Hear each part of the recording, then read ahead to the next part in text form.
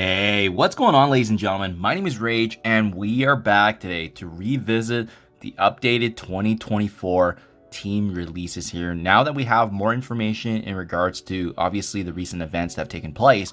But more importantly, guys, I do want to just prefix this by saying that this is all speculation. I don't have a source. Nothing's confirmed in this video, but I just love the data analytics behind it. And the more information we have as new events and character releases come, the more solid our information will be. So we're going to actually analyze what I've taken a look at in the past video and take a look at how the Annihilator's release has actually been, compared to. And you can even see for yourselves that, the data is there. Plus minus a week or two, but this is going to be a really rough guideline in terms of when these character releases are coming, as well as even a new team that's right around the corner. So without further ado, let's get this party started. First and foremost, I just want to quickly reference this because essentially this is all changed now, but if you recall, this was the most recent team that actually was normal. North Star Guardian Sasquatch being part of Alpha Flight.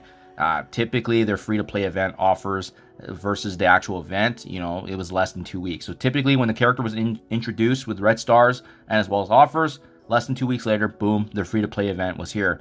Then we saw things shifting quite a bit because with the Illuminati team, Shuri Black Panther came out, still seemed normal. But Hank Pym kind of started the change of everything here, right? July 11th is when he was added into the game, but then his event actually came almost a month later on August 5th. And we were thinking that, there's no way this could get worse, but it has, and it may very well continue to do so. And that's kind of why I want to make these update videos month to month, because that way it helps you guys paint a clear picture of when these character releases are likely going to be coming into the game, so that way you can best prepare, save resources such as power cores. If you're a spender, this can help you budget as well in terms of understanding how many characters are going to be coming in a month. But from this revised Hank Pym event, our still average was only about 14.4 days, right? And we were thinking this was a one-off, but it wasn't.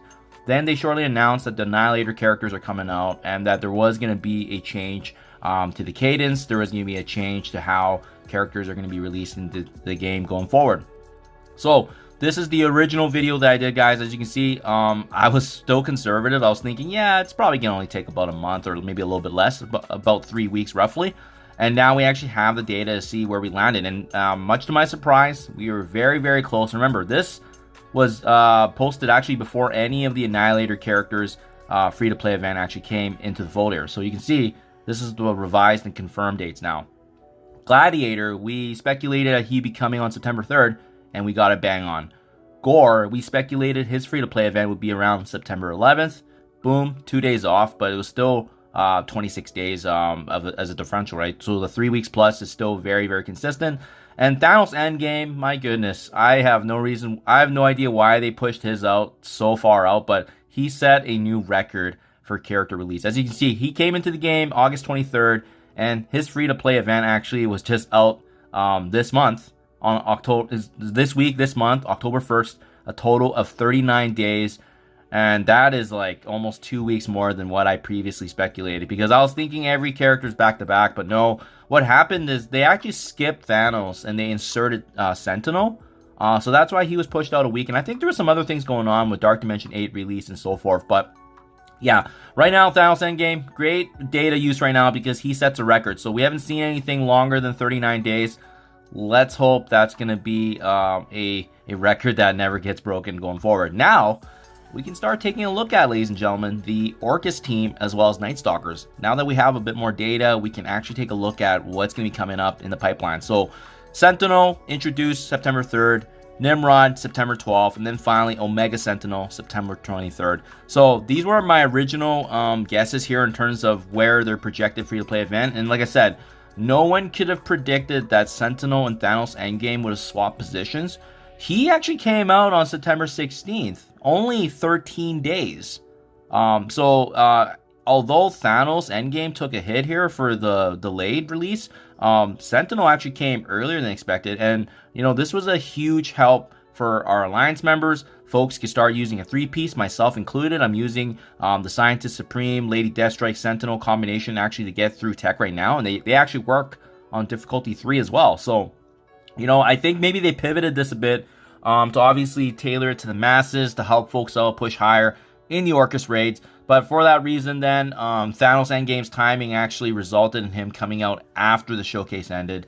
So that was kind of in itself a feels bad event entirely. But Sentinel was a promising surprise. Now that we have this information, now that we have the finally Thanos' Endgame free to play, we can now speculate when Nimrod and Omega are going to be speculated. So Nimrod likely going to be sometime, not next week, but the following week. Reason being is because we have another week of data mines and nothing next week suggests that there's going to be Nimrod shards unless it's just dumped somewhere and they just haven't referenced it. But that would give Nimrod an expected 32-day release window, which is in alignment with what we've seen so far. And finally, that would leave Omega Sentinel being October 21st, around roughly 28 days for her. So that is in alignment now with the average of what we're seeing, which is typically 1 month since the character gets introduced. A month later, their likely free-to-play event does increase exponentially. More information here. And remember, this kind of works in tandem unless we have another Sentinel Thanos Endgame swap. But if this trend holds true, we got Blade introduced this week. His free-to-play event likely is going to be at the end of the month. That would be in alignment with some of the events that we've seen kind of previewed already for the October infographic, which means Oath is going to get introduced next week, but her free-to-play event is going to be following Blade, which is hopefully the week after. That'll be about roughly 24 days.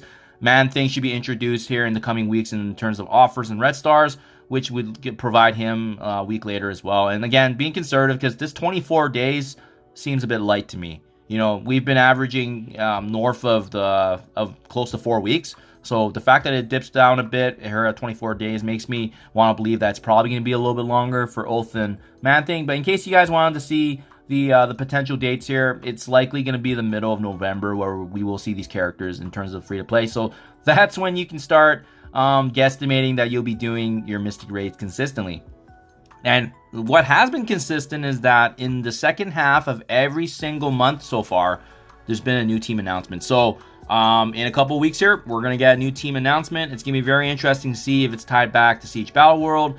Is it going to be a new War or Crucible team? Remains to be seen. Having said that, it's probably going to also tie in with this legendary character who's speculated now to be Shadow King. So if it's going to be Shadow King, then that would be really cool, because then that would all tie together here what we're seeing in terms of projections. So there you guys have it. Expected timelines and releases of all the new characters and teams. And like I said, a new team is right around the corner. So be on the watch for that, guys. And as per usual, if there's more data mines, I'll keep you guys up to date. But it's going to be very interesting to see how this differs going forward now that we have a bit more information to see when these future team releases are likely coming.